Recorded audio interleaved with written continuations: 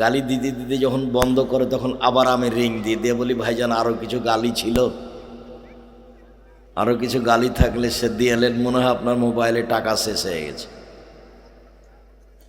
আমার জীবনে দুটা ত্যাগ, আমি প্রতিশোধ নিব না আর কারো বদনাম করব না ইনশাল্লাহ, এটা আমার ত্যাগ ইনশাল্লাহ। মানুষের বদনাম করব না, যা হবে হবে, আর প্রতিশোধ নিব না। বদনামের মতো পরিবেশ আমার কাছে আসে না, মানে কার বদনাম করব। যখন যেখানে থাকি তখন নিজেকে ভালো অবস্থাতেই দেখি আলহামদুলিল্লাহ। যদিও কোনো কাজ আমি নিজে থেকে নিনি, কোনো কাজ যা করি একটা কাজ আমার নিজে থেকে পরিকল্পনা মাফিক করা নয়। জামিয়া সালাফের রূপগঞ্জ নারায়ণগঞ্জ ঢাকা 100 বিঘা জমির ওপরে। কত? 100 বিঘা। এইখানে আছে পূর্বাচল বাণিজ্য মেলার পিছনে 21 নম্বর সেক্টরের সাথে লাগা। 2013 সালের 24শে আগস্ট রোজ মঙ্গলবার সকালে 11টার সময় আমি বলেছিলাম হাঁটাবো, বীরহাটাবো, রূপগঞ্জ নারায়ণগঞ্জ ঢাকায়। আমার হাতে টাকা নেই একথা সত্য, এখানে প্রতিষ্ঠান গড়বে একথা সত্য, ইনশাল্লাহ গড়বেই গড়বে। কিভাবে গড়বে তা আমি জানি না, নিশ্চিত গড়বে, অবধারিত গড়বে, গড়বেই গড়বে ইনশাল্লাহ। সেখানে একটা মসজিদ তৈরি হচ্ছে 6 বিঘা জমির উপরে, 2 একর। জামিয়া সালাফিয়া 2016 সালের 17ই ফেব্রুয়ারি রোজ বুধবার বিকাল 4টা 4:30টার দিকে বলেছিলাম আমার হাতে টাকা নেই একথা সত্য, ডাঙ্গিপাড়ায় জামিয়া সালাফে গড়বে একথাও সত্য, ইনশাল্লাহ গড়বেই গড়বে। জামিয়া সালাফিয়ার মাদ্রাসার জামিয়ার এরিয়াটা 50 বিঘা জমির উপরে, 50 বিঘা। আর যেটা তানোরে মেয়েদের সেটা হলো 70 বিঘা জমির উপরে। ডাঙ্গিপাড়ায় একটা মসজিদ হয়েছে 4 তলা, 90% জমির উপরে, প্রায় 3 বিঘা, যার 1 তলাতে 3000 মানুষ সালাত আদায় করতে পারে। কোনো পরিকল্পনা নাই, এমনিতেই চলছে। জামিয়া সালাফায় প্রায় 5000 ছেলে মেয়ে পড়াশোনা করে। এই সংখ্যার সাথে এসব যেগুলো সম্পৃক্ত প্রতিষ্ঠান সেগুলো নেই। 5000 ছেলে মেয়ে পড়াশোনা করে, 300 জন শিক্ষক শিক্ষিকা। বর্তমান হিসাবে প্রায় 45 লক্ষ টাকা বেতন লাগে, 1.5 কোটি টাকা।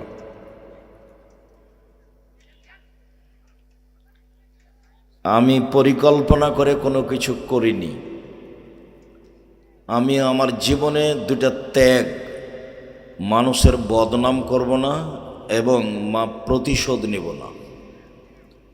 সিলেট কোর্টে 5000 কোটি টাকার মামলা হয়েছে মানহানির। কেন?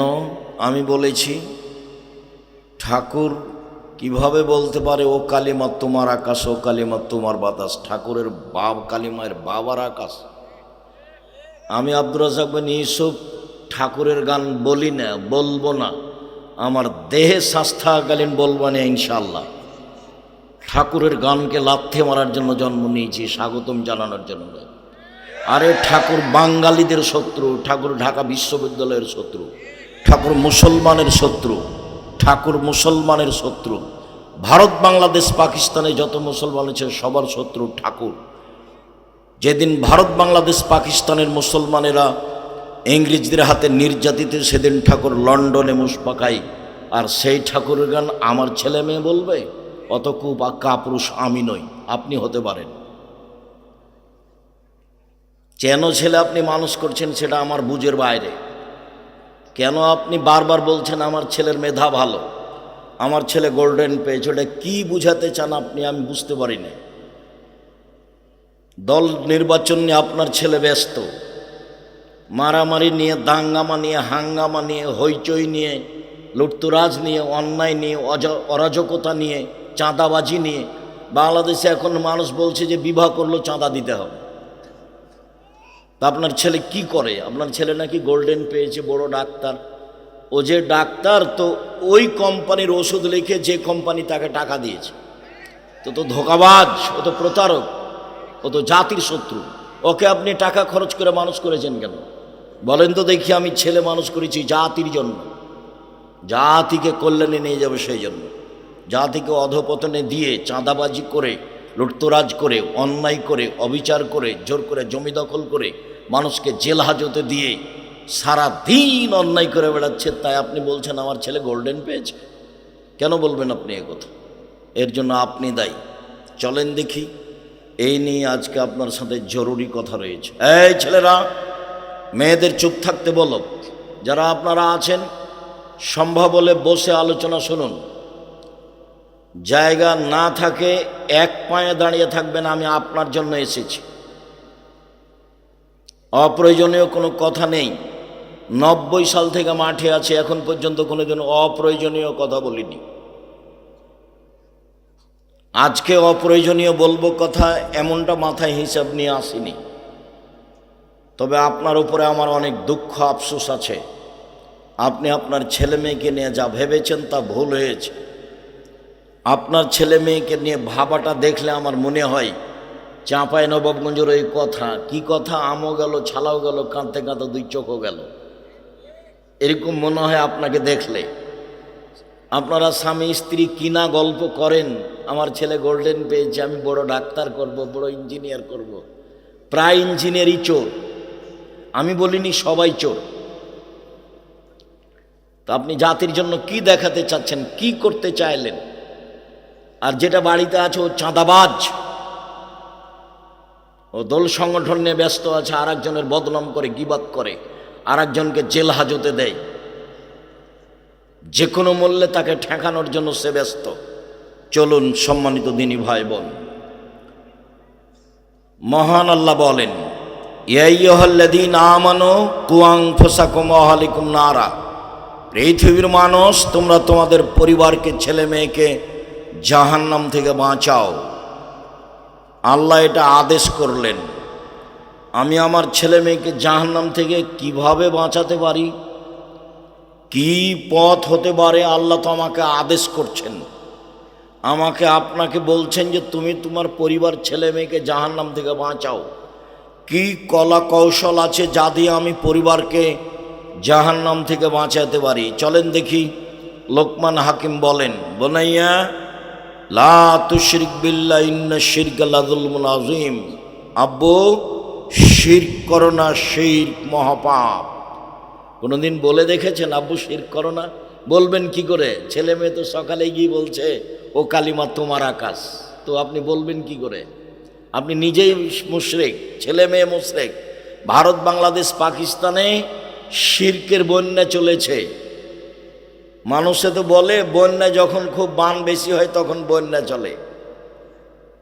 নদীর উপর দিয়ে, আশপাশের উপর দিয়ে, সরজমিনের উপর দিয়ে চলে। ভারত, বাংলাদেশ, পাকিস্তানে শিরকের বন্যা চলছে। কেমন কোনো ছেলে জন্ম নেয়নি এদেশের মাটিতে যে ঠাকুরের গানকে ঠেকে একটা মুসলিম গান বানাতে পারে? এমন কোনো মুসলমানের ছেলে জন্ম নেয়নি, কেউ একটা ছেলে জন্ম দেননি, এমন একটা কেউ মানুষ করতে পারেননি। ঠাকুরের গান কেন এখানে? আপনার শরম হয় না কেন? আপনার লজ্জা হয় না কেন? আপনার হায়া হয় না কেন? আপনার ইতস্তবোধ হয় না কেন? শুনুন, আপনার অবস্থা দেখলে, ছেলেমেয়ের অবস্থা দেখলে আল্লাহ তাআলার ওই কথাটাই মনে পড়ে। বুঝেও বুঝে না ওরা, অন্তর আছে বুঝে না, দেখেও দেখে না ওরা, চক্ষু আছে দেখে না, শোনেও শোনে না ওরা, কান আছে শোনে না। উলায়েকা কালা নাম, তারা পশু প্রাণীর মতো, তারা গরু ছাগলের মতো, তারা কুকুর শ্রীগের মতো, বালহ মজাল, বরং তার চেয়ে খারাপ। এই তো আপনার জীবিকা নির্বাহ, ছেলে মেয়ে নিয়ে যা করছেন।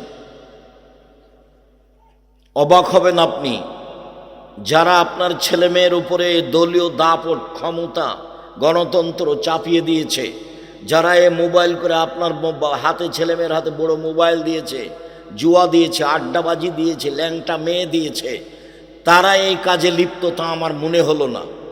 আমি 22 ডিসেম্বর থেকে 11 ডিসেম্বর লন্ডনে থাকলাম, বিভিন্ন জায়গায় ঘুরলাম, দূর দূরান্ত, কোনো সময় 6 কিলো, 8 কিলো, 12 কিলো, 10 কিলো গেছি লন্ডন থেকে বিভিন্ন এলাকায়। আর আমি সিঙ্গাপুর এয়ারলাইন্সে উঠলাম, সিঙ্গাপুরে 14 ঘন্টা লাগলো বিমানটাকে দিল্লিতে লন্ডনে পৌঁছিতে। তো আমার এই লম্বা সময়ে কোনোদিন দেখলাম না যে কোনো জায়গাতে দুইজন বসে গল্প করছে, আড্ডা পিটছে। মারামারি তো, চাঁদাবাজি তো বহু দূরের কথা। মোবাইলে কারো মোবাইলে আমার চোখে পড়ল না যে ল্যাংটা মেয়ে নাচছে। বয়স্ক মানুষও পড়া নিয়ে ব্যস্ত, বিমান চলছেও পড়া নিয়ে ব্যস্ত আছে, বা মোবাইলে কোনো হিসাব নিকাশ করছে বা বই পুস্তক পড়ছে। এইটা নজরে পড়লো। কিছু কিছু মহিলা পুরুষ দুই একটা যারা নাটক দেখছে বলে আমার অনুমান। আমি তো টিভির সামনে কোনোদিন 1 মিনিটের জন্য দাঁড়াইনি। তো যে সিটে বসে আছি সে সিটের সামনে এটা টিভি, যদিও আমি চালু করি না, এই জন্য যে আমি চালু করতে পারি না। এখন চালু করতে পারলে সে চালু করে দেখতাম কি না কিছু, সেটা পরের কথা। চালু তো করতেই পারি না। রিং হলে শুধু অন করতে পারি। আপনি বলেন যে নামটা সেভ করে রাখেন, কিন্তু আমি তো সেভ করতে পারি না। জাতিকে ফাঁকি দিতে আসেনি। ছেলে মেয়ে মানুষ করছেন কেন এভাবে পশু প্রাণীর মতো করে? জাতির জন্য মানুষ করেন। ও তো বোঝা, ও তো চাঁদাবাজি করে, ও তো দাগাবাজি করে, ও তো রাহাজানি করে, ও তো অন্যায় করে, ও তো অবিচার করে, ও তো মানুষকে জেল হাজতে দেয়। এই তো আপনার ছেলে মেয়ের চরিত্র। এটাতে আপনি কি বোঝাতে চাচ্ছেন? চলেন, লোকমান হাকিম বললেন, বোনাইয়া শিরক করো না আব্বু, শিরক মহাপাপ। রাসূল সাল্লাল্লাহু আলাইহি সাল্লাম বলেন, আকবরুল কাবায়রা সালাসা, সবচেয়ে বড় পাপ 3টি। তার 1 নম্বর বড় পাপ হচ্ছে আল্লাহর সাথে শিরক করা। 2 নম্বর বড় পাপ হচ্ছে পিতা মাতার অবাধ্য চলা। জীবনে কোনোদিন বাপ মায়ের বিরুদ্ধে যাবেন না, যা হবে হবে। মাটির ওপরে সবচেয়ে খারাপ মানুষ মনে হবে মা। মনে হবে যে এর চেয়ে খারাপ মানুষ দুনিয়া তার কেউ নেই। এরপরেও মুখ খুলতে পাবেন না। বইয়ের নামে কোনোদিন অ্যাকাউন্ট খুলবেন না ভুলেও। মায়ের সাথে যদি গন্ডগোল হয়, হইচই হয়, মা যদি চলে যায় তার নানি, আপনার নানির বাড়ি, তবুও মা, ওকে বিচ্ছিন্ন করার কোনো সুযোগ নেই। বইয়ের নামে অ্যাকাউন্ট খুলবেন, টাকা বেশি হয়ে গেলে আরেকজনের সাথে চলে যাবে। 19-20 হলে হয় খালি, এমনি তো বুদ্ধি কম। জীবনে কোনোদিন ভুলেও বইয়ের নামে অ্যাকাউন্ট খুলবেন না। রাসূল সাল্লাল্লাহু আলাইহি সাল্লাম যেভাবে ভালোবাসতে বলেছেন সেভাবে ভালোবাসবেন। 1, যে মানের খাবেন সে মানের খাওয়াবেন। 2, যে মানের পরেন সে মানের পরাবেন। 3, কটু কথা বলবেন না। বলবেন না যে তোমার ঠোঁটটা মোটা, বলবেন না যে তোমার রংটা কালো, বলবেন না যে তোমাকে দেখতে ভালো লাগে না। এইসব নোংরা মন্তব্য করবেন না, এতে সংসারে অশান্তি নেমে আসে। তখনও আপনাকে ভালোবাসতে পারে না। আল্লাহ তাজিরবালা লজে মুখের ওপরে মারবেন না। 5, নিজের বাড়ি ছাড়া কোথাও থাকতে দিবেন না। নিজের বাড়ি ছাড়া একবারে টোটালে কোথাও যেতে দিবেন না, জরুরি দুর্ঘটনা ছাড়া। মায়ের বাড়ি, খালার বাড়ি, ফুফুর বাড়ি, এসব সব বাতিল। শ্বশুর বাড়ি যদি যেতেই হয় নিজে আপনি যাবেন। বিবাহের বাড়ি যেতে দিবেন না স্ত্রীকে, যা হবে হবে, ওখানে স্বামীর সংখ্যা বেশি হতে পারে। বিবাহের বাড়ি যাবেন না। আর থোবড়া শব্দটা পেশাব করে দিতে হবে। 20 বছর পরে কেউ যদি বলে থোবড়া কি জিনিস, তখন আর একজন বলবে থোবড়া কি, আমিও তো জানি না, তো ডিকশনারিতে দেখো থোবড়া কি জিনিস। এমনভাবে ভুলে যেতে হবে। চাঁপাইনবাবগঞ্জ জেলাতে বিবাহের এমন কোনো পথঘাট নাই শুরু থেকে নিয়ে শেষ পর্যন্ত, যেটা যায় বিবাহের শুরু থেকে নিয়ে শেষ পর্যন্ত সবই হারাম, সবই না যায়, সবই হারাম, সবই না যায়। একটা পদ্ধতিও জায়েজ নাই। 30 বছর থেকে বলছি। আমি আব্দুর রাজ্জাক বিন ইউসুফ বিবাহ পড়াতে গেছি, আপনার দুবাই গেছি বিবাহ পড়াতে, আমি বিবাহ পড়াতে মালয়েশিয়া গেছি, আমি বিবাহ পড়াতে চট্টগ্রাম গেছি। আগে বলেছি আমার অনুকূলে হলে হবে, না হলে আপনারা করেন, আমি গেলাম। আর আলহামদুলিল্লাহ, মাশাআল্লাহ, আলহামদুলিল্লাহ, আমি শতবার আল্লাহর দরবারে আলহামদুলিল্লাহ বলি। জীবনে কোনো দিন কোনো জায়গাতে গিয়ে মসজিদের সভাপতি বা সম্মেলনের সভাপতিকে হিসাব করে কথা বলতে হবে, উনি যেটা বলে দিবেন সেটা আমাকে বলতে হবে, এরকম কোনো সময় আল্লাহ আমার জন্য 1 মিনিটের জন্য দেয়নি। আমি যেটা বলবো সেটাই। উনি আমাকে পয়সা দিবেন তাহলে বাড়ি যেতে পারবে, এই হিসাব তো আমার মাথায় কোনোদিন আসেনি, কোনো দিন আসেনি। সবচেয়ে বড় পাপ শিরক করা, পৃথিবীর দ্বিতীয় মহাপাপ হলো পিতামাতার অবাধ্য চলা। এই ছেলে শোনো, ওই হাদিস ঠিক, তোমার মায়ের পায়ের নিচে জান্নাত, এ হাদিস ঠিক। মায়ের পায়ের নিচে জান্নাত, এ হাদিস ঠিক। একদিন তুমি ছিলে তোমার মায়ের কোলে, এখন তোমার মা তোমার কোলে। যেদিন তুমি তোমার মায়ের কোলে ছিলে, বারবার পেশাব করছিলে, সেদিন তোমার মা যদি একটু মজাক করে স্নেহ করে মারেছে, এই অত পেশাব করিস কেন রে, সেটা জায়েজ ছিল। কিন্তু এখন তুমি যদি বলো আম্মা অত পেশাব করেন কেন, এই কথা চলবে না, এটা নাজায়েজ, এই কথা বলার তোমার সুযোগ নেই। তোমার বোনেরা চলে গেছে শ্বশুর বাড়ি, তোমার বউ দেখতেও পারে নাও দেখতে পারে, পেশাব করাবা তুমি, পায়খানা করাবা তুমি, গোসল করাবা তুমি, গোসল দিয়ে দিবা তুমি, কাপড় পরিয়ে দিবা তুমি, মেডিকেলে তুমি নিয়ে যাবা, তার যা কিছু প্রয়োজন তুমি সব করবা, তুমি বাধ্য। মুখ দিয়ে গালি দিচ্ছে তোমার বউয়ের বিরুদ্ধে, যাকে পাচ্ছে তাকে বলছে আমার ছেলেরা আমাকে খেতে দেয় না, তারপরও তুমি মুখ খুলতে পাবা না। কথা বুঝাতে পারিনি মনে হয়, যে সরাসরি আপনার মুখের উপরে বলছে আমার ছেলেরা আমাকে খেতে দেয় না। আপনি ধরে আছেন, গোসল করাচ্ছেন, কাঁধে করে আপনি বাজে হাতে নিয়ে যাচ্ছেন মেডিকেলে গিয়ে সবার সামনে বলছে আমার ছেলেরা আমাকে খেতে দেয় না। তখন আপনি কি করবেন? মুখ খুলতে পাবেন না। পৃথিবীর দ্বিতীয় মহাপাপ, সিরিয়ালে পাপ হিসেবে দ্বিতীয় পাপ আর কেউ নেই, এটাই প্রথম। দ্বিতীয়, তৃতীয় হচ্ছে শাহাদাতুজ জুরে, মিথ্যা সাক্ষী। চাঁপাইনবাবগঞ্জ জেলে 20 বছর 30 বছর থেকে বহু মানুষ আছে, নিজেই জানে না আমি কেন জেলে, জজ জানে না ঘটনা কি, উকিল জানে না ঘটনা কি, সাক্ষী জানে না ঘটনা কি। সাক্ষীকে বলেছে 50,000 টাকা দিব, জজের সামনে বলবি অমুককে আমি নিজ চোখে মারতে দেখেছি। যার নাম বলছে সেদিন সে চাঁপাইনবাবগঞ্জে ছিল না, সেদিন সে রংপুরে ছিল। এর নাম হচ্ছে দলীয় দাপট। কয়দিন বাঁচতে এসেছো, ক্ষমতা দেখাও কেন? ক্ষমতা দেখাও কেন? যে পরামর্শ আমি দিয়েছি সেই পরামর্শে আসেন। আমি বলেছি জীবনে 4টে জরুরি কাজ: 1 5 ওয়াক্ত সালাত, 2 হালাল রুজি, 3 কোরআন তেলাওয়াত, 4 আড্ডা পিঠা চিরদিনের জন্য হারাম। আড্ডা পিঠা 2 ধরনের, একটা হলো মোবাইলে ঘন্টার ঘন্টা ল্যাংটা মেয়ে দেখা, এটা হলো এক আড্ডা পিঠা। আর এক আড্ডা পিঠা হলো দোকানে বসে চলছে এর বদনাম ওর বদনাম, আর ইয়াতে টিভিতে ল্যাংটা মেয়ে নাচছে, আর সব বসে আছে মুরব্বীরা এসার সালাত আদায় করে। এরা মুরব্বী ছি ফু। ওকেই জিজ্ঞাসা করেন যে আপনি ভালো মানুষ। আমি আব্দুর রাজাক বিন ইউসুফ, আল্লাহ মাফ করা, আমার জীবনে কোনোদিন চায়ের স্টলে বসিনি, জীবনে কোনোদিন। 16 বছর আমার ছাত্র জীবন, 37 বছর চলছে শিক্ষক জীবন। 88 আগস্টের 20 তারিখ রোজ বুধবার বিকাল 3টা থেকে আমি শিক্ষক। আমি কোনোদিন চায়ের স্টলে বসিনি। আমার মা বলতো 1 দোকানে বসিও না, 2 প্রাইভেট পড়ায়ও না, 3 কারোর সাথে বন্ধুতালি করো না, 4 দাওয়াত খায়ও না। নাচল মাদ্রাসা থেকে পায়ে হেঁটে রহনপুরে এসেছি, এই দৃশ্যগুলো আমার খুব মনে আছে। ওই স্টেশন থেকে এই স্টেশনে ট্রেন লাইন দিয়ে অনেক কয়েকদিন এসেছি। এসব এলাকার সাথে আমি খুব অতপ্রতভাবে জড়িত, আমি আপনাদের অন্তর থেকে ভালোবাসি। মিথ্যা সাক্ষী পৃথিবীতে তৃতীয় মহাপাপ। জজ জানে না ঘটনা কি, এমনিতেই চলছে। উকিল জানে না ঘটনা কি, যে যেমন টাকা দিয়েছে তার তেমন কথা বলে। কথা বলা যখন শেষ হয়ে যাবে তখন সব নিজ নিজ টাকা নিয়ে বাড়ি চলে যাবে। সাক্ষী নিজেই জানে না ঘটনা কি, যে জেলে আছে সেও জানে না ব্যাপারটা কি, আমি কেন জেলে, আরে আমি তো সেদিন ছিলাম রংপুরে। এর নাম ক্ষমতা। বেশি ক্ষমতা দেখায়েন না। সময় 45 মিনিট, সময় কত? 45 মিনিট।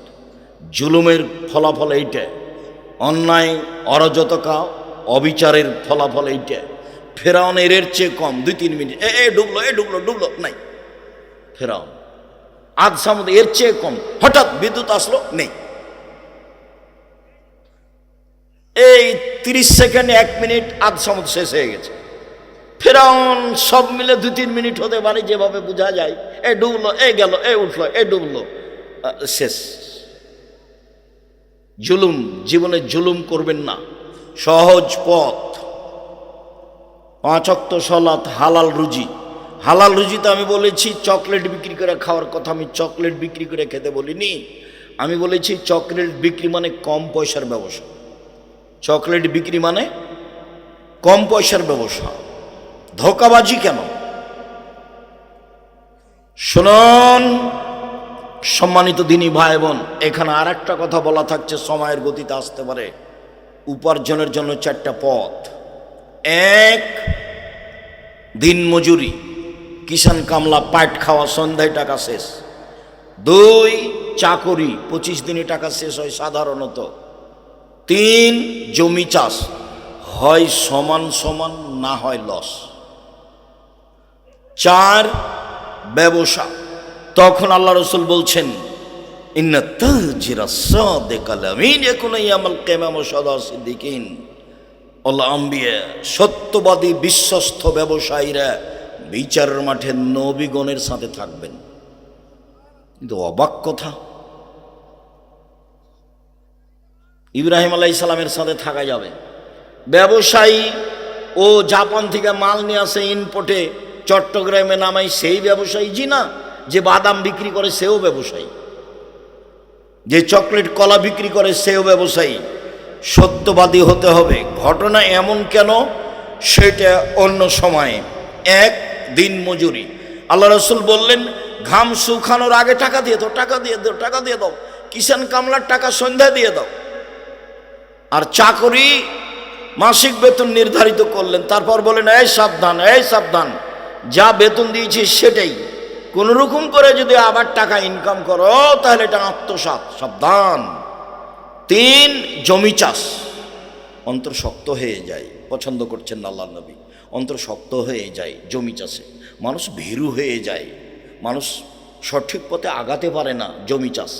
তাহলে 3টেরই খুব ভালো ফল বললেন না। 4, ব্যবসা। তখন বলছেন সত্যবাদী বিশ্বস্ত ব্যবসায়ীরা নবীদের সাথে জান্নাতে থাকবেন। শুধু তাই নয়, আবার বলছেন, ইয়া মাশারাত তুজ্জার, হে ব্যবসায়ীরা শোনো, ইন্নাল বাইআ ইয়াহজুরুল কিযব ওয়াল হালাফ। ব্যবসাতে মিথ্যা কথা চলে আসে, কসম চলে আসে। ব্যবসাতে মিথ্যা কথা চলে আসে, কসম চলে আসে, অজান্তে চলে আসে। ফাসুবহু বিসাদকা, দান করে মিটিয়ে দাও। ব্যবসার সময় এভাবে বললেন। শুধুমাত্র ব্যবসা করে আপনি জাতির উপকার করতে পারেন, অসহায় মানুষের পাশে দাঁড়াতে পারেন। একটু আগে দানের কথা বলছিল, তা ভারত, বাংলাদেশ, পাকিস্তানে আমরা বুঝেছি যে যে দান চাই তার প্রয়োজনে চাই। মানে আমাদেরকে বুঝাতে ভুল করেছে। আমাদেরকে বুঝতে হবে আমি আমার প্রয়োজনে দান করি। ইবাদতের জগতে সবচেয়ে শক্তিশালী, ক্ষমতাধর, পাওয়ারফুল ইবাদত হলো দান। ইবাদতের জগতে সবচেয়ে শক্তিশালী, ক্ষমতাধর, পাওয়ারফুল ইবাদত হলো দান।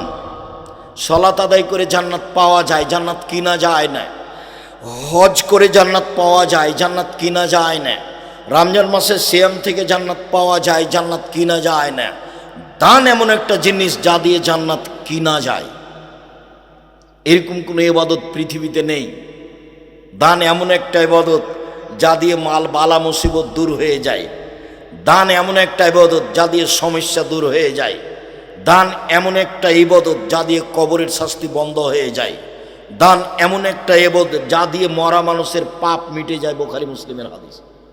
দান এমন একটা জিনিস যা হলো দলিল, বিচারের মাঠে আমি দাঁড়াবো, আমি জান্নাত পাবো। আল্লাহ বলবেন কেন? আমি বলবো আমার কাছে দলিল আছে, এই জমি আমার, এই যে দলিল, এবারে আমার, এই যে দলিল, জান্নাত আমি পাবো। কেন? এই যে আমার কাছে দলিল আছে। দান দিয়ে আল্লাহকে সন্তুষ্ট করা যায়, দান দিয়ে মানুষের পাপ মিটে যায়, যেভাবে পানি দিয়ে আগুন নিভিয়ে যায়। ওটা ব্যতিক্রম ইবাদত। শুধুমাত্র ব্যবসা করেই মানুষ অসহায় মানুষের পাশে দাঁড়াতে পারে। এই জন্য রাসূল সাল্লাল্লাহু আলাইহি সাল্লাম ব্যবসার কথাটি এইভাবে উল্লেখ করেছেন।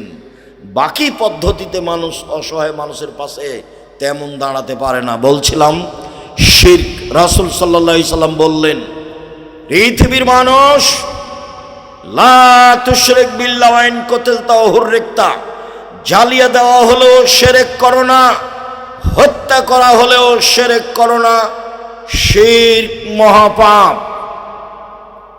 রাসূল সাল্লাল্লাহু আলাইহি সাল্লাম বলেন, আল্লাহ তাআলা বলেন, আদমের ছেলে মেয়ে শোনো, মা দাওয়াতানি রাজাউতানি, তুমি যেভাবে ডাকো আমি সেভাবে থাকি, তুমি যেভাবে ডাকো আমি সেভাবে থাকি, তুমি যেভাবে আশা পোষণ করো সেভাবে আমি পূর্ণ করে থাকি, তুমি যেভাবে আশা পোষণ করো সেভাবে আমি পূর্ণ করে থাকি। আমি ক্ষমা চাইলে ক্ষমা করে দিই, আমি পরোয়া করি না তুমি কত বড় পাপী, আমি পরোয়া করি না তুমি কত বড় পাপী। আদমের ছেলে মেয়ে শোনো, তোমাদের পাপ বেশি হতে হতে যদি আকাশে লেগে যায়, পাপ আর পাপ আকাশ জমিন ভর্তি আছে, এরপরে যদি আমাকে বলো, যেভাবে বলো আমি সেভাবে থাকি, যেভাবে আশা পোষণ করো সেভাবে পূর্ণ করে থাকি, ক্ষমা চাইলে ক্ষমা করে দিই, পরোয়া করি না তুমি কত বড় পাপী, আমি পরোয়া করি না তুমি কত বড় পাপী। এই কথা আল্লাহ তাআলা আবার বিচারের মাঠে বলবেন। বিচারের মাঠে আমাদের সামনে আসবেন, এসে আল্লাহ বলবেন, আদমের ছেলে মেয়ে শোনো, বিচারের মাঠে তোমরা যেই পরিমাণ পাপ নিয়ে উপস্থিত হয়েছ সেই পরিমাণ আমি ক্ষমা নিয়ে উপস্থিত হয়েছি। তোমাদের যেই পরিমাণ পাপ আমার সেই পরিমাণ ক্ষমা, তোমাদের যেই পরিমাণ পাপ আমার সেই পরিমাণ ক্ষমা, তোমাদের পাপ যত আমার ক্ষমা তত, তোমাদের পাপ যত আমার ক্ষমা তত। যদি শিরক না থাকে, এটা মূল কথা। শিরক না থাকলে পাপ ক্ষমা হচ্ছে, শিরক থাকলে হবে না। গাড়িটা চাঁপাইনবাবগঞ্জ যাবে, ঢাকা থেকে ছুটেছে দেশ ট্রাভেলস। সূর্য ডুবার সাথে সাথে গাড়িতে আলো দিলে, এই ছেলে গাড়িতে আলো দিলে কেন? মালিকে বলেছে সূর্য ডুবার সাথে সাথে গাড়িতে আলো দিতে হবে। মালিক হিন্দু নাকি? এই কাজ তো হিন্দুদের। ব্যাপারটা কি বলার সময় বলছে, শাহ মখদুম রহমতুল্লাহ আলাইয়ের পবিত্র জমিনের লক্ষ্যে ছুটছে গাড়ি। শাহ মখদুমের বাবার জমি। অবাক কথা, কালিমায়ের বাবের আকাশ, ওর মায়ের আকাশ, আল্লাহর আকাশ। আমি যখন সিলেট কোর্টে দাঁড়ালাম 5,000 কোটি টাকার মামলা নিয়ে, তা আমাকে জজ বলছে, আপনি কি পিস টিভির আলোচক? বললাম জি। আপনার মামলাটা খারিজ করে দিলাম। সত্য পথে থাকেন, যা হবে হবে, সুলি হোক ফাঁসে হোক, অল্প দিন বাঁচতে এসেছি।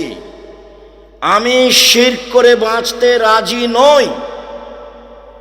ইনশাল্লাহ আমি কখনো শিরক করে বাঁচতে রাজি থাকবো না। ঢাকাতে করোনা হয়েছে, এক লোককে দেখতে গেছি, জামিয়া সালাফিকে ভালোবাসে এই জন্য। তখন ওরা 2 ভাই বোন আছে আর ছেলে মেয়ে, আমাকে হাত দিয়ে অনুরোধ করছে, হুজুর ভিতরে যাবেন না, হুজুর ভিতরে যাবেন না, আপনি আমার আব্বার গায়ে হাত লাগান না। বলো কি তুমি? আমি রাজশাহীতে গেছি, তোমার বাপের গায়ে হাত লাগিয়ে দোয়া করে যাব, এই জন্য তোমার বাপের গায়ে হাত লাগিয়ে দোয়া করবই। এতে যদি আমাকে করোনা ধরে, আমি বলবো না তোমার বাপের কারণে আমাকে করোনা ধরেছে, আমি বলবো পৃথিবী সৃষ্টির 50,000 বছর পূর্বে আমার নামে করোনা লেখা হয়েছিল, সেই জন্য ধরেছে। আমি তো এইটা বিশ্বাস করি, রাসূল সাল্লাল্লাহু আলাইহি সাল্লাম বলেছেন, মানুষের 4টে জিনিস লেখা আছে পৃথিবী সৃষ্টির 50,000 বছর পূর্বে। 1 হায়াত, জীবন, 2 মরণ, 3 রুজি, 4 রোগ ব্যাধি। সেই দিন যদি আমার করোনা লেখা হয়ে থাকে, তাহলে আজকে আমাকে করোনা ধরবে যদি আমি পাথরের ভিতরে ঢুকে থাকি তবু। আর যদি সেদিন লেখা না হয়ে থাকে, আজকে ধরার কোনো প্রশ্নই আসে না। আমি ইসলামকে এইভাবে বিশ্বাস করি, স্বামীকে করোনা হয়েছে, স্ত্রীকে করোনা হয়নি, দুইজনে একসাথে আছে। আর যার করোনা হয়েছে সেই খাওয়ার পরে ফেলে দিচ্ছে যে ফকিরে খাচ্ছে, ওকে করোনা ধরে না। আর আমি নাকি ওর গায়ে হাত দিলে করোনা ধরবে। অবাক কথা। সতর্কতাই যদি করোনা না ধরতো, তাহলে ঢাকা ফিউচার পার্কের মালিককে করোনা ধরতো না? তারা তো দেশের পানি খায় না। এটা হিসাব নিকাশ কিছু আছে? বোনাইয়া, শিরক করো না, শিরক মহাপাপ। লোকমান হাকিম বলেন কিভাবে ছেলে মানুষ করতে হবে। আব্বু আকিমিস সালাহ, সালাত আদায় করো। ওয়া'মুর বিল মারুফ ওয়া নাহি আনিল মুনকার, ভালো কাজের আদেশ করো, মন্দ কাজের নিষেধ করো। পিতা ছেলেকে বলবেন আব্বু সালাত আদায় করো, ভালো কাজের আদেশ করো, মন্দ কাজের নিষেধ করো। তার মানে ছেলে মেয়েকে ভালো কাজ জানতে হবে, মন্দ কাজ জানতে হবে। বাপই জানে না ভালো কাজ কাকে বলে, মায়ও জানে না ভালো কাজ কাকে বলে। চাঁপাই নবাবগঞ্জের নীতিতে বিবাহ দিয়েছে, কত কি বৈঠক করলো, কত থুবড়া আর ক্ষীরকাচি আর কত আমাটা আর কত বরন্তা। তারপরে হঠাৎ একদিন ছেলে হয়েছে, তাই ও বাপ, তাই ও মা। জীবনে দুদিন কানে জানে না বাপ মা কাকে বলে। চলেন আজকে সিরিয়াল দেখাবো ধারাবাহিকভাবে। আব্বু সালাত আদায় করো, আব্বু ভালো কাজের আদেশ করো, মন্দ কাজের নিষেধ করো। তার নাম বাপ। আমার ছেলে খুব ভালো, আমার ছেলে খুব ভালো, গোল্ডেন পেয়েছে, আমাকে বড় ডাক্তার করা লাগবে। ওর উদ্দেশ্যই খারাপ, ওর উদ্দেশ্য সে টাকা ইনকাম। ও দেশে অন্যায় দেখতে পায় না, অবিচার দেখতে পায় না। গাড়িটা যখন ওই ইয়ের দিকে কানসার্টের দিকে যাচ্ছে, মহানন্দার উপরে ব্রিজ, ও টাকা নিচ্ছে কেন? কদিন যে বন্ধ থাকলো, কে টাকা নেই? কেন নিবে? চাঁদাবাজি করে খাও, হিসাব পাও না কেন? দাগাবাজি করে বেড়াও, জুয়াচুরি করো কেন? রাহাজানি করো কেন? অবিচার করো কেন? অন্যায় করো কেন? পৃথিবী অনেক বড়, নিজে উপার্জন করে নিজে খায়। আরে দিন মজুরি করে খাবো, তাতে কি আছে? মানুষের বাড়িতে কাজ করে খাবো, অরাজকের সাথে আমি নই। দোকানে বসে আড্ডা পিটতে রাজি নই। এশার সালাত আদায় করে বাড়িতে গিয়ে ঘুমিয়ে যাব। দোকানে বসে আড্ডা পিটবো কেন? দোকানে বসে আর একজনের বদনাম কেন? তোমার জীবন 16 আনাই মিছে। মনে রেখো, তুমি, তোমাকে দেখলে আমাকে ওই পদ্য বলে মনে হয় যেই পদ্যে বলা হলো, বাবু বলছে মাঝিকে, মাঝি চাঁদ কেন বাড়ে কমে রে? মাঝি বলছে ওইসব কি আর আমি জানি? আরে দেখি তোর জীবন 4 আনাই মিছে। মাঝি এসব হয় কেন রে? আমি কি জানি? দেখি তোর জীবন 8 আনাই মিছে। মাঝি বল না এসবগুলো কিভাবে হয়? আমি কি আর জানি? দেখি তোর জীবন 12 আনাই মিছে। বাতাস উঠেছে, নৌকা হিলে উঠেছে। মাঝি বলে বাবু সাঁতার জানো বাবু? তো বাবু বলছে না রে মাঝি না। মাঝি বলছে এখন বাবু তোমার জীবন 16 আনাই মিছে, তোমাদের বাপ বেটার জীবন 16 আনাই মিছে। আমি আব্দুর রাজ্জাক বিন ইউসুফ বলে গেলাম, জীবনে কিছু করে গেলে না তোমরা, শুধু মানুষের সাথে অন্যায় অবিচার করে গেলে। দেবীনগরে আমার ক্লাসমেট আব্দুল হাজি চেয়ারম্যান হয়েছে। তো বলছে আব্দুর রাজ্জাক তোর গ্রাম দিয়ে যে রাস্তাটা তোর বাড়ির উপর দিয়ে যাবে, ওখান দিয়ে তো কি করবি? বলছে এক কাজ কর, যখন আমাদের বাড়ির সামনে যাবে তখন রাস্তাটা আমাদের জমিতে এইভাবে নিয়ে চলে যাবে, আবার ঘুরে এসে এভাবে যাবে। তো হাসছে, বলে এইভাবে বলছিস কেন? কোনো সমস্যা নেই, ও করে দে। আর যদি মনে করিস যে 5 জনকে জিজ্ঞাসা করে করব, তো এই এন্তাজ মেম্বারকে বলিস, যেটা বলবে সেটা করিস। বলে তোরা আসবি না, ওসব কাজে আমি যাই না। ওই সামাজিক এসব নোংরা কাজে আমার মুখের উপর আর একজন কথা বললো, এটা আমি জানি। ওদের যেটা ভালো লাগবে দখল করে নিতে বল। আমার ভাগ্নি বলছে যে ওরা বলছে, তুমি চুপ থাকবে, যা করবে করে নিবে। সম্মানিত দিনী ভাই বোন, জীবনে প্রতিশোধ নেবেন না, সফল হবেন। প্রতিশোধ নেবেন না জীবনে, আর কারো বদনাম করবেন না। যা হবে হবে, ধসে যাক, বহে যাক, ডুবে যাক, মান সম্মান হারিয়ে যাক, তাতে আসে যায় না। পাল্টা তার বদনাম করতে রাজি নই, করব না বদনাম, যা হবে হবে। তার বিরুদ্ধে মামলা করব না, জমি দখল করেছে। মামলা কারো বিরুদ্ধে করে মানুষকে জেল হাজত দিয়ে 1 মিনিটের জন্য আমি বাঁচতে রাজি নই। সম্মানিত দিনী ভাই বোন, শুনুন, কিভাবে ছেলে মেয়েকে জাহান্নাম থেকে বাঁচাবেন, শিক্ষিত কিভাবে করবেন। এবার শুরু হয়ে গেল একসাথে বাপ মা জিম্মেদার। একই ভাষা আল্লাহ রসুলের মুখের, একসাথে মাও জিম্মেদার, বাপও জিম্মেদার, বাপও জিম্মেদার, মাও জিম্মেদার, একসাথে একই ভাষা। চলেন দেখি কয়েকটা। আবু হুরায়রা রাদিয়াল্লাহু তাআলা আনহু বলেন, রাসূল সাল্লাল্লাহু আলাইহি ওয়াসাল্লাম বলেছেন, কুল্লু মাউলুদিন ইউলাদু আলাল ফিতরা, প্রত্যেকটা ছেলে মেয়ে নিয়ে ইসলামী ধারণ ক্ষমতা নিয়ে জন্মগ্রহণ করে। ফাবুহু ইউহাবেদানিহি, তার পিতামাতা তাকে ইহুদি করে দেয়। ইমাজ্জিসানিহি, তার পিতামাতা তাকে আগুন পূজক করে তোলে। ইনাসরানিহি, তার পিতামাতাকে খ্রিস্টান করে তোলে। এই ছেলে বসো, ব্যস্ত হচ্ছ কেন তুমি? চায়ের স্টলে যারা এখন আছে, তুমি কি মনে করছো তারা সফল? তারা হলো নিম্ন শ্রেণীর মানুষ। আমি আব্দুর রাজ্জাক বিন ইউসুফ এখানে এসেছি, ও চায়ের স্টলে কেন? আপনি কি বুঝাতে চাচ্ছেন? যেখানে জিলাপি বিক্রি হচ্ছে সেখানে আপনার মেয়ে কেন গেছে? ও ক্লাস 10-এ পড়ে, ওকে হিন্দুর মেয়ে নাকি? ও ইহুদির মেয়ে? আপনি বাপ, আমি আপনাকে বাপ বলে ডাকতে নিষেধ করেছি, আপনার মেয়ে যেন আপনাকে চাচা বলে ডাকে। চলেন আপনাকে দেখাচ্ছি আজকে। আর আপনার স্ত্রীকে আপনার মেয়ে যেন খালা বলে ডাকে। আপনি বাপ হিসেবে উপযুক্ত বাপ নন, এই জন্য আপনাকে চাচা বলে ডাকা উচিত। আমি নিশ্চিত জানি আপনি বাপ, আমি জানি আপনি বাপ, তারপরে আমার আফসোস বলছে, আমার দুঃখ বলছে আপনার ছেলে আপনাকে চাচা বলে ডাকুক। জবাব আমি দিব কেন? ওই যে ওখানে মেয়ে আপনার দোকানে বসে আড্ডা পিটছে, জিনিস কিনছে, ওর বাপ নেই, ওর ভাই নেই, ওর স্বামী নেই, ওর দেবর নেই, ওর ভাসুর নেই, ওর বোনের ছেলে নেই, ওর ভাইয়ের ছেলে নেই। ও কোন শরমে ওখানে এই যে জিনিস কিনে? কোন শরমে কিনে? কোন হায়ায় কিনে? কোন লজ্জায় কিনে? ওর বাপ কাপুরুষ, সেই জন্য যায় ওখানে। ওর স্বামী কাপুরুষ, সেই জন্য যায়। কাপুরুষ স্বামী জাতির অন্যায় করে তাহাজ্জুদ পড়ে জান্নাত কিনতে চান। জান্নাত অত সহজ? দেখি জান্নাত কেমন সহজ না হালকা। রাসূল সাল্লাল্লাহু আলাইহি ওয়াসাল্লাম বলছেন, হজবাতিন নার বিশাওয়াত, মনের ইচ্ছা দ্বারা জাহান্নাম ঘেরা আছে। হজবাতে জান্নাত বিমাকারে, নিয়ম নীতি, কষ্ট ক্লেশ ত্যাগ তিতিক্ষা, অনেক কিছু দিয়ে জান্নাত ঘেরা আছে। জান্নাত তো সহজ নয়, জাহান্নাম সহজ। মন মতো চললেই জাহান্নামে যাওয়া যায়। জাহান্নাম যেতে কষ্ট লাগে না, সমস্যা হয় না।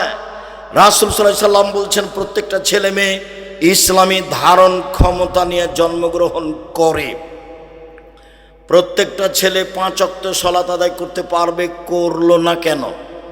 প্রত্যেকটা ছেলে এশার সালাত আদায় করে বাড়ি চলে যেতে পারবে, গেল না দোকানে বসলো কেন? প্রত্যেকটা মেয়ে নখ কেটে ছোট করতে পারবে, নখ বড় রাখলো কেন? নখে নেইল পালিশ লাগালো কেন? ইহুদি খ্রিস্টানদের পতিতালয়ের মেয়েরা নখে নেইল পালিশ দেয়, ইহুদি খ্রিস্টানদের পতিতালয়ের মেয়েরা নখে নেইল পালিশ দেয়। ভুরু তুলে চিকন করলো কেন?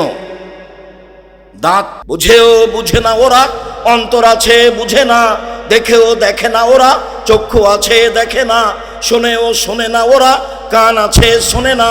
উলায়েকা কালানাম, তারা পশু প্রাণীর মতো, তারা গরু ছাগলের মতো, তারা কুকুর শ্রীগের মতো, বালু মাজাল বরং তার চেয়ে খারাপ। ভ্যানিটি ব্যাগ হাতে করে চলে গেল বাজারে আপনার মেয়ে, তখন সে পশু প্রাণী নয়, তখন সে গরু ছাগল নয়, তখন সে কুকুর শ্রীগাল নয়। তো কাকে আল্লাহ এ কথা বললেন? আপনি কে? আপনার স্ত্রী কে? একই শব্দ দুইজন। চলেন দেখি। আব্দুল্লাহ ইবনে ওমর রাদিয়াল্লাহু তাআলা আনহু বলেন, রাসূল সাল্লাল্লাহু আলাইহি ওয়াসাল্লাম বললেন, আর রাজুলু রাইন ফি আহলি বাইতিহি ওয়া হুয়া মাসউলুন আন রায়াতিহি, যে বাড়ির মালিক, ছেলে মেয়ের বাপ, স্ত্রীর স্বামী, তাকে তার ছেলে মেয়ে সম্পর্কে বিচারের মাঠে জবাব দিতে হবে। জবাবে পরাজয় হলে জাহান্নাম হবে। তাহাজ্জুদ দিয়ে বিচারের মাঠে টিকতে পারবে না স্বামী স্ত্রী। ওয়াল মারাতু রাইয়া ফি বাইতি যাওজিহা ওয়া ওয়ালাদিহি, স্ত্রী স্বামীর বাড়িতে ছেলে মেয়ের জন্য দায়িত্বশীলা, বিচারের মাঠে তাকে তার দায়িত্ব সম্পর্কে জিজ্ঞাসা করা হবে।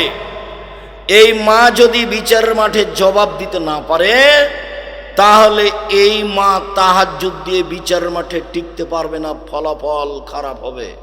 হাদিস বুখারী মুসলিম। আগেরটা ছিল বুখারী মুসলিম, এটাও বুখারী মুসলিম। চলেন 3। আবু হুরায়রা রাদিয়াল্লাহু তাআলা আনহু বলেন, রাসূল সাল্লাল্লাহু আলাইহি সাল্লাম বলেছেন, কুল্লু নাফসিম মিন আদম সাইয়্যিদ, আদম সন্তান সবাই কর্তা, তাকে জবাবদিহি হতে হবে। ও রাজুল রাইন রাজুল সাইয়্যিদুন ফি বাইতি আহলিহি, স্বামী পিতা এই বাড়িতে কর্তা, তার কর্তৃত্ব সম্পর্কে জবাবদিহি হতে হবে। অল মারাতু রাইয়া ফি বাইতি যাওজিহা অল মারাতু সাইয়্যিদা ফি বাইতি যাওজিহা ওয়া ওয়ালাদিহি, স্ত্রী ছেলেমেয়ের মা কর্ত্রী, বিচারের মাঠে তাকে তার কর্তৃত্ব সম্পর্কে জিজ্ঞাসা করা হবে। শুনুন, নিজের কাজ করে যে তাকে বলে কর্মী, অপরের কাজ দেখে যে তাকে বলে কর্তা। নিজের কাজ করে যে তাকে বলে কর্মী, অপরের কাজ দেখে যে তাকে বলে কর্তা। আপনি 5 ওয়াক্ত সালাত আদায় করলেন, আপনি কর্মী। আপনার ছেলে মেয়েকে সালাত আদায়ের জন্য বললেন, তখন আপনি কর্তা। আপনার স্ত্রী নিজে সালাত আদায় করলো, তখনও মহিলা কর্ত্রী। ছেলে মেয়েকে ঘুম থেকে উঠালো, সালাতের জন্য বলে দিল, আম্মু পেশাবখানায় ঢোকার সময় দোয়া পড়ে ঢোকবা, ওঠার সময় দোয়া পড়ে আসবা, ডান হাতে গিলাস ধরবা, ডান হাতে বদনা ধরে বাম হাতে পানি খরচ করবা, পানি খরচ শেষ হয়ে গেলে সাবান দিয়ে মাটি দিয়ে হাত মেজে নিবা। এইটা হলো মা, এখনো হলো কর্ত্রী। নিজের কাজ করে যে তাকে বলে কর্মী, অপরের কাজ দেখে যে তাকে বলে কর্তা। দেখি আপনার স্ত্রী বাড়িতে কি কর্ত্রী আর আপনি কি কর্তা। আপনার স্ত্রী বাড়িতে কি করে? ভালো করে রান্না করতে পারে, সেই জন্য আপনি খুশি। আর আপনি একটা ভালো চাকরি পেয়েছেন, সেই জন্য আপনিও খুশি। আরও ব্যাংকে চাকরি পেয়েছে, সেজন্য লোন নিয়েছে, লোন নিয়ে আমনরাতে বা রহনপুরে বাড়ি করেছে 5 তলা, সবাই খুশি। ওই বাপ কি জানে যে ওর জানাজা হবে না? জানাজাই বাতিল। লোন নিয়ে যে বাড়ি করেছে ওর জানাজা হবে না। রাসূল সাল্লাল্লাহু আলাইহি সাল্লাম সালাতে সালাম ফিরার পূর্বে একটা দোয়া পড়তেন, আল্লাহুম্মা ইন্নী আউযু বিকা মিন আযাবি জাহান্নাম, আউযু বিকা মিন আযাবিল কবর, আউযু বিকা মিন ফিতনাতিল মাসিহিদ দাজ্জাল, আউযু বিকা মিন ফিতনাতিল মাহি ওয়াল মামাত, আল্লাহুম্মা ইন্নী আউযু বিকা মিনাল মাকসাম ওয়াল মাগরাম। তোমার কাছে বাঁচতে চাই বড় পাপ হতে, তোমার কাছে বাঁচতে চাই ঋণ কর্য হতে, আল মাকসাম ওয়াল মাগরাম। তোমার কাছে বাঁচতে চাই বড় পাপ হতে, তোমার কাছে বাঁচতে চাই ঋণ কর্য হতে। রাসূল সাল্লাল্লাহু আলাইহি সাল্লাম দিন রাত বলতেন, আল্লাহ তুমি আমাকে ঋণ থেকে বাঁচাও, আল্লাহ তুমি আমাকে ঋণ থেকে বাঁচাও। রাসূল সাল্লাল্লাহু আলাইহি সাল্লাম জানাজাতে দাঁড়িয়ে বলতেন, এই শোনো, এই লোকের ঋণ আছে নাকি? বলে আছে। ঠিক আছে, আমি গেলাম। কেউ পরিশোধ করার আছে? জি আছি আমি। ঠিক আছে, তুমি পরিশোধ করে দাও, জানাজা করালাম। এই লোকের ঋণ আছে? জি। কেউ পরিশোধের আছে? নেই। আমি চলে গেলাম, জানা যায় নাই তার। আর এখন তো লাশ রেখে চলছে ঘন্টার ঘন্টা বক্তব্য। আরো যদি দল পার্টি করে থাকে তাহলে আরো। মরার সাথে সাথে তাকে জানাজা দিয়ে মাটি দিতে হবে, এটা আদেশ ধুয়ে মুছে গেছে। চাঁপাইনবাবগঞ্জের মানুষ বেশিরভাগ আহলে হাদিস, মানে হাদিস মেনে চলে। আমার 40 বছরের মধ্যে তারা কোনোদিন রাসূলের পদ্ধতিতে বিবাদ হয়েছে তা আমার জানা নাই। আর তাফসির মাহফিল করে, দুঃখিত, আমি আপনাকে কষ্ট দিতে আসিনি। আমি রহনপুরের তাফসির মাহফিল জানি, আমি চাঁপাইনবাবগঞ্জের তাফসির মাহফিল জানি, ভালোভাবেই জানি। আমাকে সুলতানগঞ্জ গোদাগাড়ির এক তাফসির মাহফিলে আমার এক চাচাতো ভাই এসে বলছেন, মারা গেছে ও, বলছে আজকে রাত তাফসির করলো, এই তাফসির তোরা জানিস না। কি করলো? আরে তোরা জানিস না তো আর কি বলবো? আর কিছু বলবেন তো কি তাফসির করলো? তোরা জানিস না, অথবা ওই তাফসির তোদের বলা হবে না। কিছু বলেন শুনি কি তাফসির করলো। তখন বলছে শোন, ছাড়বি না যখন শোন কি বলেন দেখি। আদম আলাইহিস সালাম ঘুম থেকে উঠে দেখেন পাশে সুন্দরী টকটকে ঝকঝকে মহিলা। আদম আলাইহিস সালাম হাত বাড়ালেন, ফেরেশতা বললেন থামেন। আদম আলাইহিস সালাম বললেন কেন? মোহর দিতে হবে। আদম আলাইহিস সালাম বলছেন মোহর আবার কি? তখন ফেরেশতারা বলছেন মুহাম্মদ সাল্লাল্লাহু আলাইহি সাল্লামের উপরে 1000 বার দরুদ পড়ে দিতে হবে। এই হলো মোহর। দুঃখিত, নাউজুবিল্লাহ মিন জালিক। পৃথিবীতে সবচেয়ে বড় শিক্ষিত মানুষ আদম আলাইহিস সালাম। আল্লাহ বলছেন কোরআন মাজিদে আমি আদমকে সব কিছু শিখিয়ে দিয়েছি। পৃথিবীতে এমন কোনো জিনিস নাই, কীট পতঙ্গ নাই যেটা আদম আলাইহিস সালাম জানতেন না। পৃথিবীর সবচেয়ে বড় শিক্ষিত মানুষ আদম আলাইহিস সালাম সব কিছু জানতেন। যাকে আল্লাহ সব কিছু শিখিয়ে দিলেন, তিনি বউকে কিভাবে হালাল করতে হবে সেটাই জানলেন না। ধর্ম পাগল হয়ে গেছে। धर्म राजशाही चावल मुंजर हवाई लड्डू दोनों हाथ में लड्डू है, जो चाहे उसको खा ले, जो चाहे उसको छोड़ दे। बोल हिसाब ए ताफसीर मिथ्या। मुफास्सिर का 80 160 লাঠি পিটাতে হবে। এই যে বললাম দেখি কোন মায়ের বেটা কথা এভাবে উল্টে ধরতে পারে। আমার হায়াত পর্যন্ত সময় থাকলো, যতদিন আমি বেঁচে আছি। উল্টা চলে কোনো লাভ নেই। বারবার বলছি, জীবনে বেঁচে থাকার জন্য 5 ওয়াক্ত সালাত বাস, হালাল রুজি, প্রয়োজনে দিন মজুরি, 3 কোরআন তেলাওয়াত, অন্তত সূরা ইখলাস 3 বার, অন্তত সূরা ইখলাস কোরআন মাজিদ পড়তেই হবে। অন্তত সূরা ইখলাস 3 বার পড়েন সকালে, তাহলে আল্লাহকে বলতে পারবেন পড়েছি। 4 আড্ডা পিটা চিরদিনের জন্য হারাম, জান্নাত হবে ইনশাআল্লাহ। আড্ডা পিটা চিরদিনের জন্য হারাম, জান্নাত হবে ইনশাআল্লাহ। শুনুন সম্মানিত দিনী ভাই বোন, এতক্ষণ পর্যন্ত স্বামী স্ত্রী একসাথে ছিল ছেলে মেয়েকে লালন পালন করার জন্য। এবার শুধু স্বামী, শুধু পিতা, এরপরে শুধু মা আসবে এক সময়, এক খেলে চেয়ে থাকেন। আবু হুরায়রা রাদিয়াল্লাহু তাআলা আনহু বলেন, রাসূল সাল্লাল্লাহু আলাইহি সাল্লাম বললেন,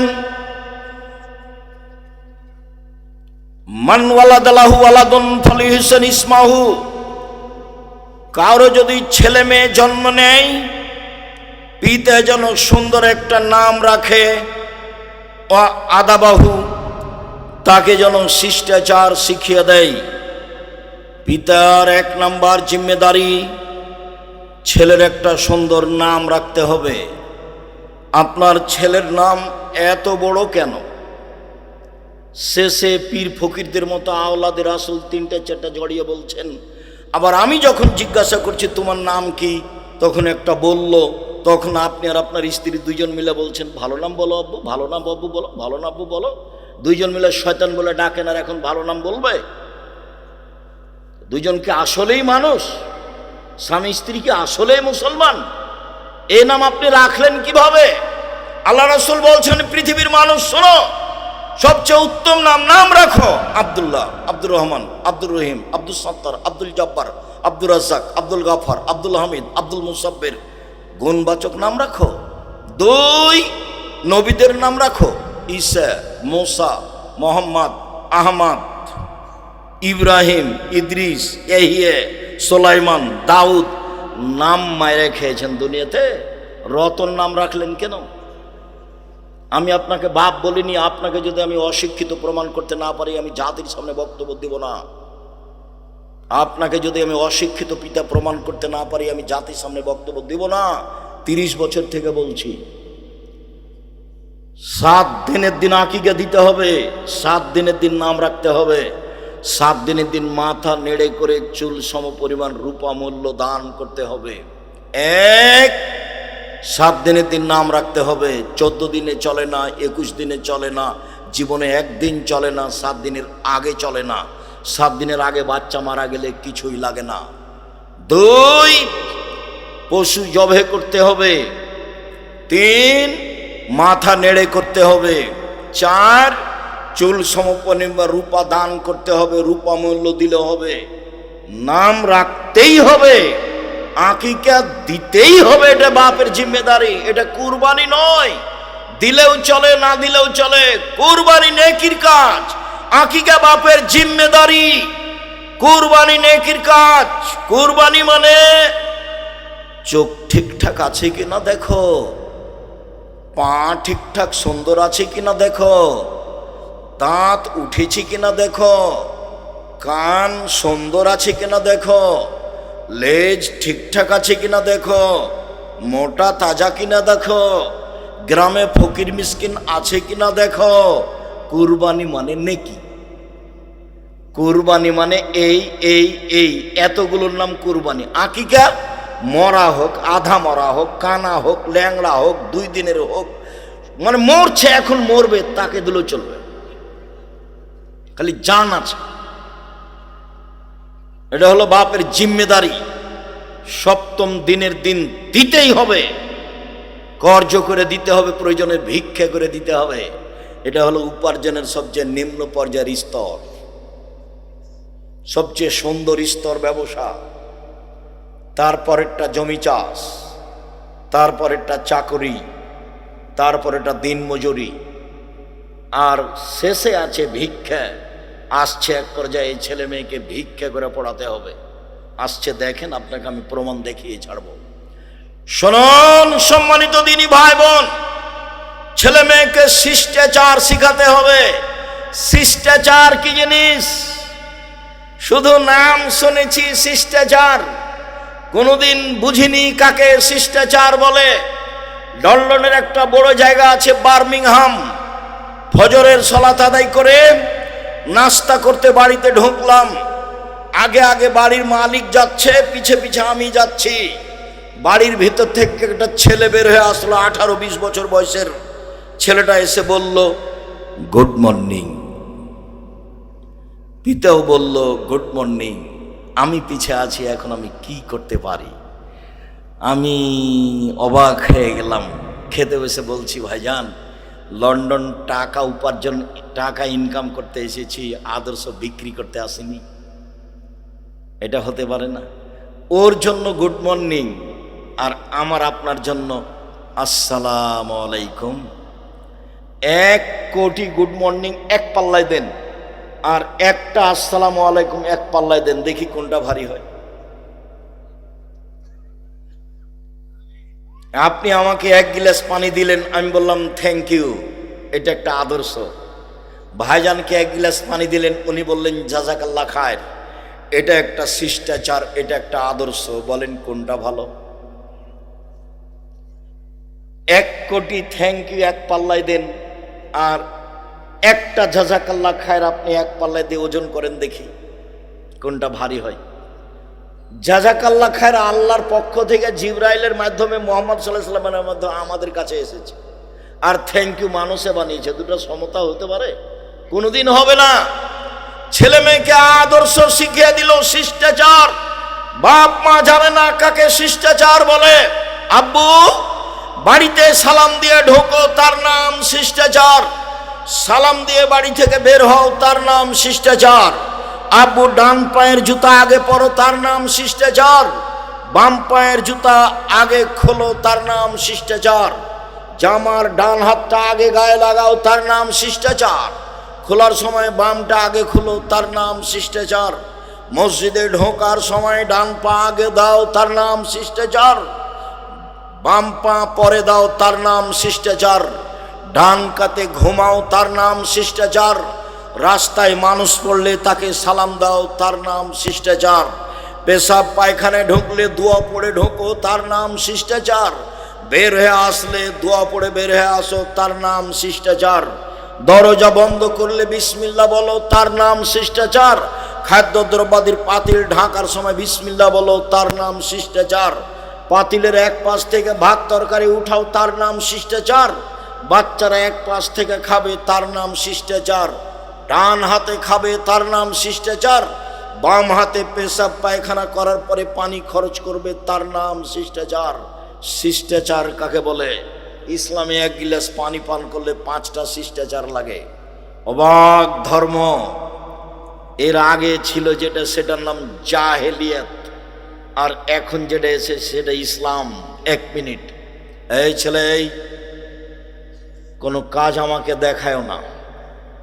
জাহেলিয়াত দেখাচ্ছি তোমাকে, আর ইসলাম দুইটা মুখামুখি। জাহেলিয়াত আল্লাহ বলছে, ওয়াকারনা ফি বুয়ুতিকুন্না ওয়ালা তাবাররুজনা তাবাররুজাল জাহেলিয়াতিল উলা। হে মুসলিম মহিলা, তোমরা বাড়িতে থাকো। বন্যতার যুগে, বর্বরতার যুগে, অসভ্যতার যুগে, জাহেলিয়াতের যুগে মেয়েরা যেভাবে প্রদর্শন দিয়ে চলতো, ভ্যানিটি ব্যাগ ঘাড়ে করে, সেভাবে তোমরা চলো না। আল্লাহ বলছেন এটা জাহেলিয়াত। এখন ইসলাম চলে এসেছে, এটা চলবে না। মুহাম্মদ সাল্লাল্লাহু আলাইহি সাল্লাম বিদায় হজের লম্বা ভাষণে বললেন, এক পর্যায়ে, পৃথিবীর মানুষ শুনে রেখো, কুল্লু আমরিন মিন জাহেলিয়াত তাহতা কাদামাইয়া।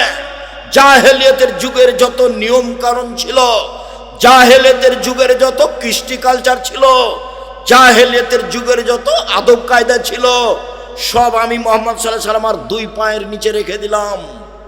জাহেলিয়াতের যুগের কোনো কৃষ্টি কালচার, শিষ্টাচার চলবে না।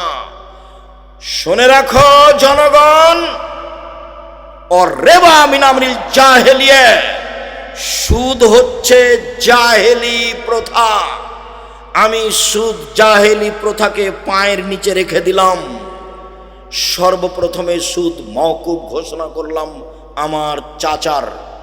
আমার চাচা জনগণের কাছে হাজারো লাখ কোটি টাকা সুদের পায়। আমি ভাতিজা হিসাবে আমার চাচার সব সুদ মওকুফ করে দিলাম। নিজের বংশ থেকে সুদ বন্ধ করলাম। এটা হলো জাহেলি প্রথা। ভাতিজা যদি কোনো ভালো কাজে চাচার জমি জায়গার উপরে কোনো ক্ষমতা দেখায়, তাহলে চাচা যেন কিছু না বলে। মুহাম্মদ সাল্লাল্লাহু আলাইহি সাল্লামের তো বাপ মা নেই, মুহাম্মদ সাল্লাল্লাহু আলাইহি সাল্লামের তো নিজস্ব টাকা পয়সা নেই, উনি তো কোনো সুদের লেনদেন করেননি। সুদ তো জাহেলিয়াত। আপনাকে আমি বলতে চাচ্ছি যে ইসলাম এসেছে, জাহেলিয়াত চলে গেছে, আবার ইসলাম পিছে হটতে থাকবে, আর জাহেলিয়াত আসতে থাকবে। সব মানুষ জাহেলিয়াতের মধ্যে আটকা পড়ে যাবে। থ্যাংক ইউ জাহেলিয়াত, গুড মর্নিং জাহেলিয়াত, tata bye bye, tata bye bye. জাহেলিয়াত 1 পৃষ্ঠা 10টা নাম। জাহেলিয়াত চলাফেরা যেভাবে খাচ্ছেন, পিচ্ছেন, উঠছেন, সব কর্মকাণ্ড, খাতা কলম, অফিস আদালত, কোর্ট কাচারি, সব জাহেলিয়াতের নীতিতে চলছে, ইহুদি খ্রিস্টানদের নীতিতে চলছে। এক সময় ইসলাম এসেছিল, ধীরে ধীরে ইসলাম বিদায় নিচ্ছে, জাহেলিয়াত ছড়িয়ে পড়ছে। আপনি যে কি বলতে চাচ্ছেন, আমি আপনার কথাকে কোনোদিন সামনে নিয়ে আসিনি। কোরআন হাদিস আপনি ভুল বুঝেছেন। উপস্থিত বৈঠকের দিনই মুসলিম বোন, আমি আপনার অনীহার কথা জানি। আব্দুর রাজ্জাক সাহেবের কথা আপনাকে তিতা লাগে, এ কথা আমি জানি। আমি আব্দুর রাজ্জাক বিন ইউসুফ চাঁপাইনবাবগঞ্জের মানুষ, আমি আপনার বাড়ির মানুষ। আপনাকে আমি নিজের মতো করে দেখি। আমি আপনার পাশে থেকে ইসলাম ধর্ম জানাতে চাই, বুঝাতে চাই। আমি সব জানি এ কথা নয়, তবে আমি ইসলাম ধর্ম চর্চা করি, এ কথা ঠিক। আমি 97 সাল থেকে ফতোয়া লিখি, 2016 সাল থেকে ফতোয়া বোর্ড পরিচালনা করি। আমার সামনে বড় বড় বিদ্বান বসে থাকেন, যারা দেশ বিদেশ থেকে এসেছে। এইভাবে আমি ফতোয়া বোর্ড পরিচালনা করি। আমি শরীয়ত বুঝি। আপনার বিদ্যা বেশি, এ কথা ঠিক, তবে আমার চর্চা ভালো আছে, এ কথাও ঠিক। আমি চর্চা দিয়ে আপনার বিদ্যাকে ঠেকিয়ে দিতে পারি। আপনি যেভাবে শরীয়ত বুঝেছেন সেভাবে শরীয়ত নয়। আপনি ভুল বুঝেছেন, আপনি ভুল বুঝেছেন, আপনি ভুল বুঝেছেন। আপনার স্ত্রী মহিলা বৈঠক করে বেড়ায় আর বলে, বুবু বিসমিল্লাহ বললে বুবু এত নেকি হবে। বলে, বুবু নামাজে যখন দাঁড়াবো বুবু, তখন 2 পায়ের গোড়ালি জমা করিও বুবু, নইলে লজ্জা স্থানের যোগাযোগ বুবু মাটির সাথে হবে, মাটি অভিশাপ করবে। বুবুর সব কথাই নাকি বুখারীতে আছে। বুবু যখন সিজদায় যাবা বুবু, হাতি যেমন মাটিতে পড়ে যায় সেভাবে পড়ে গিয়ে একবার বুককে উরুর সাথে লাগিয়ে আঁটো সাঁটো হে সিজদা করিও বুবু। বুবুর সব কথাই নাকি বুখারীতে আছে। বুবুর কথা আমার তদন্তে 70% মিথ্যা আছে।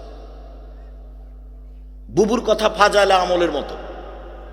বুবুর কথা কেমন? ফাজাইলে আমলের মতো। ফাজাইলে আমল, আদম আলাইহিস সালাম 60,000 বার হজ করতে গেছেন ভারত থেকে। ভাইজান 60,000 বার, তাহলে 60,000 বছর বয়সে দেওয়া হবে না ভাইজান? একটা মানুষ যদি 60,000 বার হজ করতে যায় তাহলে বয়স 60,000 বছর হইতে হবে না? হজ তো বছরে একবার।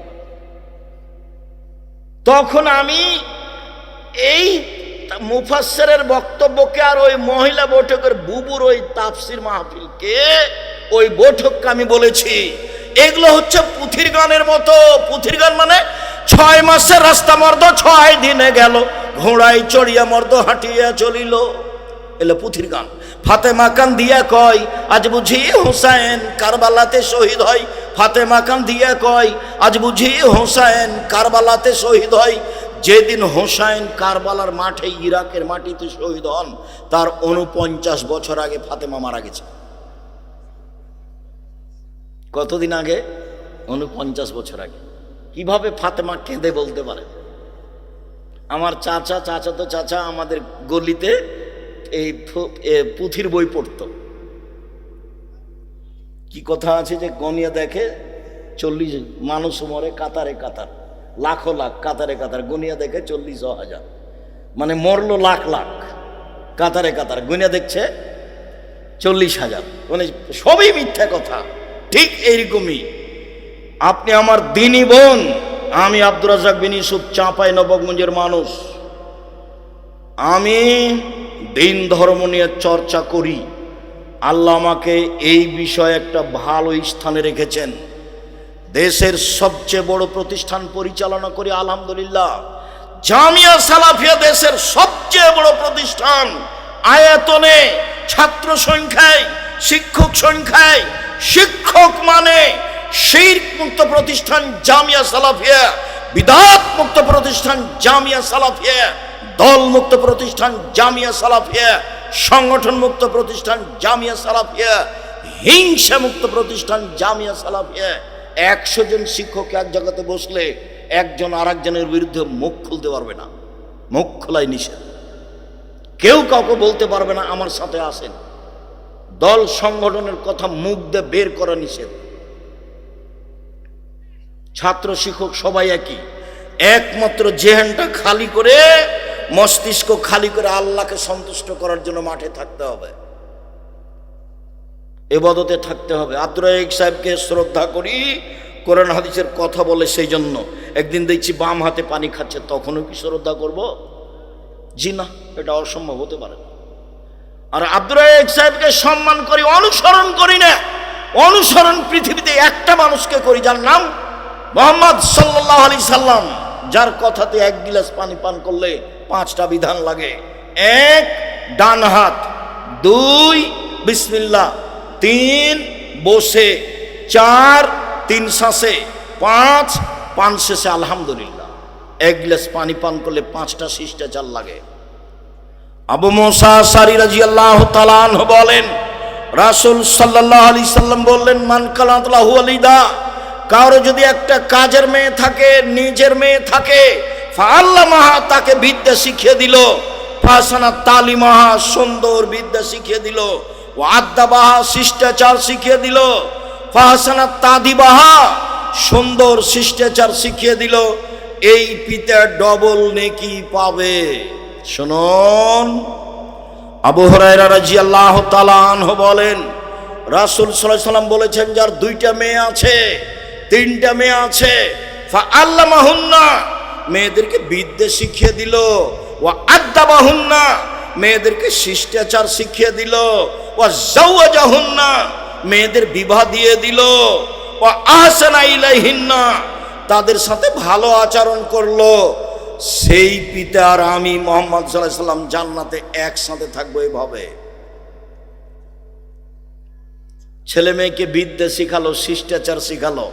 শিষ্টাচার কি সেটাই তো বুঝতে পারলাম না।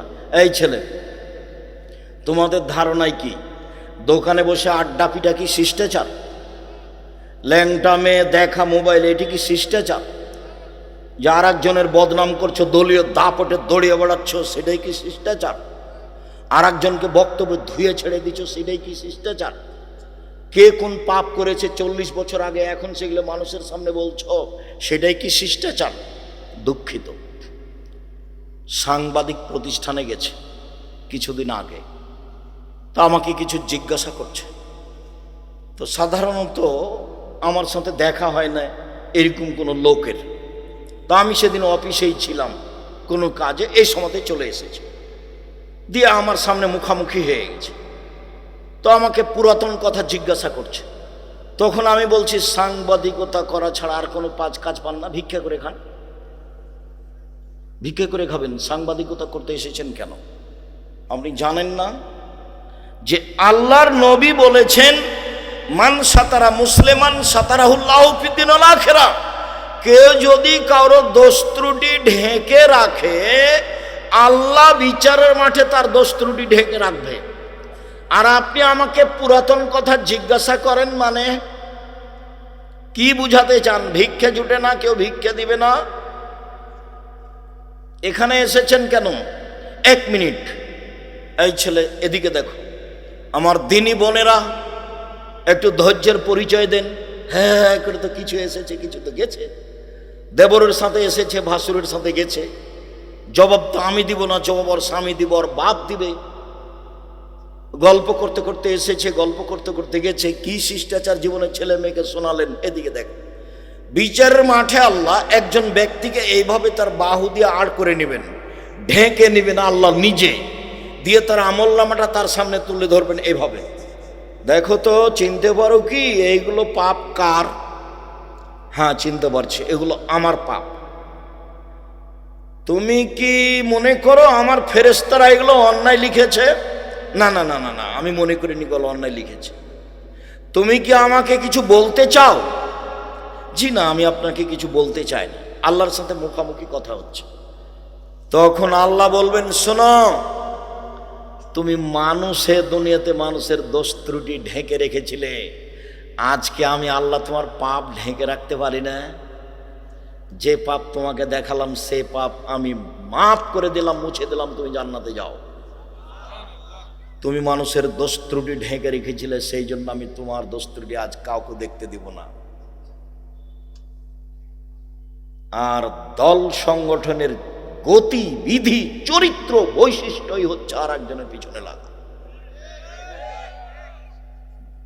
ও ছাড়া বাঁচতেই পারবে না। ও যদি বলে যে আমি মুখ খুলি না কারো বিরুদ্ধে, তাহলে মিথ্যা কথা হয়ে যাবে। কারো কথা আমি নাম নিনে। মুহাম্মদ সাল্লাল্লাহু আলাইহি ওয়াসাল্লাম বলছেন, পৃথিবীর মানুষ শোনো, আমি যখন বাড়ি থেকে বের হই তখন তোমরা কারো খারাপ কথা আমার সামনে বলতে পারবে না। আমি তখন ওই লোকটার ব্যাপারে খারাপ ধারণা করব, এটা আমি চাই না। পৃথিবীর মানুষ শোনো, আমি জানি আব্দুল্লাহ বিন উবাই বিন সালুল সবচেয়ে বড় মুনাফিক। আমি তাকে কোনোদিন নিজের কাছ থেকে বের করে দিইনি।